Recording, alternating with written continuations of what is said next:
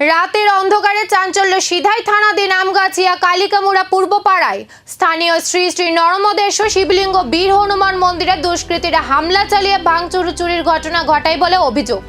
সকালে মন্দির খুলতে গিয়েই পুরোহিত ও স্থানীয়দের সামনে ভেসে উঠে এক চাঞ্চল্যকর দৃশ্য। মন্দিরের ভেতরে এলোমেলোভাবে ছড়িয়ে ছিটিয়ে ছিল বিভিন্ন পূজার সামগ্রী। প্রাথমিক অভিযোগ অনুযায়ী প্রায় 4 ভরিরও বেশি ওজনের একটি রূপার চেন দুষ্কৃতীরা চুরি করে নিয়ে যায় বলে দাবি করা হয়েছে। ঘটনার পর তীব্র ক্ষোভ ছড়িয়েছে মন্দির ট্রাস্টের মধ্যে। দোষীদের দ্রুত চিহ্নিত করে কঠোর শাস্তির দাবি জানানো হয়েছে। ইতিমধ্যেই সিধাই থানায় আনুষ্ঠানিকভাবে অভিযোগ দায়ের প্রক্রিয়া শুরু হয়েছে। ঘটনাস্থলে পৌঁছে পুরো পরিস্থিতি খতিয়ে দেখেছে পুলিশ। এলাকা জুড়ে শুরু হয়েছে জোর তদন্ত। এখন সবার নজর রাতের আধারের এই রহস্যের জট কত দ্রুত খুলে ফেলে পুলিশ। উসাই মন্দিরে যে খুল ভাঙছে আর কি ধরছে আর রূপার চেন আসলো, রূপার চেন নিচে কোন কই আসলো এটা রেকো আসলো শিব মন্দিরে।